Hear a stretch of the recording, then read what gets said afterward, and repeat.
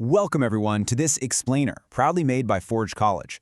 If you've been following our track on smart contract security, and specifically the Advanced Security Patterns and Best Practices module, you know we've been tackling some heavy-duty stuff. In our previous lesson, we dove deep into front-running mitigation techniques. Today, we're taking all of that and composing it together. It's time for composing patterns and preparing for Capstone. Think of this as our ultimate blueprinting session before we actually head into the integration phase. Let's get right into it. So, like I mentioned, you just learned how to mitigate front-running. You're using commit-reveal schemes, you've patched up major holes. That is absolutely fantastic. But, well, here is the funny thing about smart contract security. What happens when you start plugging all these different security patterns together, but in the wrong order? It's kind of like putting a heavy-duty, state-of-the-art deadbolt on a flimsy screen door, or installing a massive, impenetrable bank vault that accidentally locks the bank manager inside forever. When our mitigations start fighting each other, the results can be catastrophic, and honestly, maybe a little comedic, provided it's not your actual money on the line. Here's what we are covering today. 1. The composition challenge. 2. The security pipeline blueprint. 3. The 5-step assembly workflow. 4. A field test on a Dow treasury. And 5. The Capstone checklist. We're moving from theory to a totally concrete action plan. Okay, Section 1, the composition challenge. Dealing with simultaneous threats. Moving right into Section 2, the security pipeline blueprint, staged safety valves. Right, so real-world contracts face multiple simultaneous threats. This means our mitigations can actually trip over each other if we aren't super careful. To fix this, we have to treat our contract as a staged pipeline of safety valves. Let's think about the very first stage of this pipeline, the guard.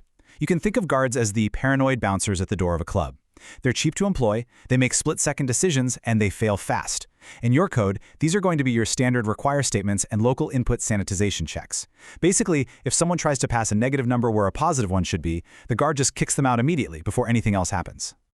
Next up in the pipeline, we have the gate. So if guards are the bouncers, gates are the giant red panic buttons located right in the middle of our operations. These are your circuit breakers. They aren't worrying about local, granular inputs. They are looking at systemic, cross-cutting signals. Is an oracle completely offline? Has a governance pause flag been triggered? Are there wildly abnormal balances suddenly shifting around? If the gate detects a system-wide problem, it abruptly and completely halts the entire operation globally. And finally, we reach the governor. If a transaction actually makes it past the bouncer and the panic button hasn't been pressed, it meets the governor. Think of governors as the strict traffic cops at the very end of the line, just pacing the flow of traffic. These are your rate limiters. They keep track of what's been happening over time, handling stateful, per-address quotas. They're there to stop a user from abusing the system through sheer repetition. Now, mapping the pattern type to its core purpose helps us immediately grasp exactly where it belongs in our pipeline. Defensive checks validate inputs so they are guards at the start. Circuit breakers stop systemic danger so they are gates in the middle. Rate limiting throttles abuse over time, making them governors at the very end. This mapping brilliantly nails down the exact order of operations before you write a single line of code. Which brings us to the golden rule. Order matters. I literally cannot stress this enough. Let's think about an extreme example to drive the point home. Imagine putting a heavy, stateful, gas-guzzling rate limiter before a really cheap, simple guard check. A user makes a silly typo in their transaction. Your contract updates its state to count their request against their rate limit, charges them a whole bunch of gas, and then the guard finally realizes there's a typo and reverts the transaction. You literally just forced a user to pay gas and use up their quota just to be rejected for a basic error. No way. Always put your cheap, fast checks first. All right, Section 3, the 5-step assembly workflow, a 5-step design plan. In smart contract security, nothing happens by accident. Every single decision has a highly specific place in our pipeline. Let's walk through this 5-step blueprint together. Step 1 is inventory. You list out all your external entry points. Step 2 is threat mapping. Match those threats to our patterns. Step 3 is the ordering decision. Use our guard, gate, governor pipeline to sequence your checks.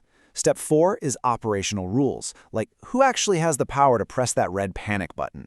And finally, Step 5 is verification mapping, converting every single design decision into a perfectly testable check. Let's see this in action. Section 4, Field Test Dow Treasury, Applying the Pipeline. Let's move from the manual directly to the machine floor and apply this to a real-world scenario, a Dow Treasury contract. Notice how the order of components differs based on the action? Take the submit proposal function, for example. We start with guards. Then we apply per address governor, the rate limiter, so attackers can't just spam us. Then we run our commit reveal front-running mitigation. But consider the execute transfer function. Here we run our guards, but then we immediately check the gate, the circuit breaker, before we ever hit the governor. Why? Well, because if the system is compromised, we absolutely do not want our own rate limiter acting as a traffic cop and stopping an emergency pause. The gate has to take precedence. And this really highlights the absolute necessity of Step 4, operational rules. As the old saying goes, a circuit breaker without an owner and a spelt-out unpaused procedure becomes a denial of service vector. Think about it.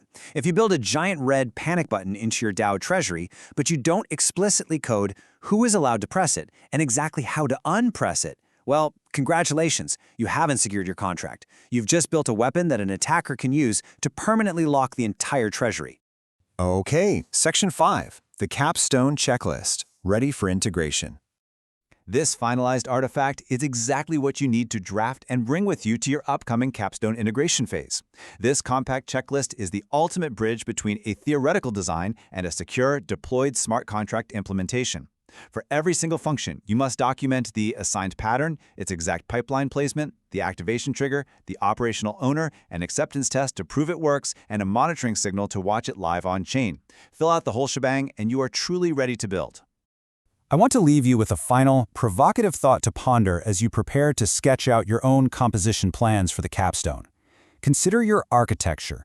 Are your mitigations working harmoniously together to preserve the liveness and safety of your contract? Or have you accidentally engineered an elaborate denial of service vector just waiting for the worst possible moment to trigger? It's a really fine line, but with the pipeline model, you have the exact tools to walk it safely. And that wraps up our blueprinting session. Remember, this explainer was proudly made by Forge College. I highly encourage you to visit forge.college to dive deeper into this subject, grab some more resources, and explore a whole range of other fascinating Web3 topics. You have the tools, you've got the checklist, now it's time to get out there and build something incredibly secure. Thanks for learning with us, and I'll see you in the Capstone.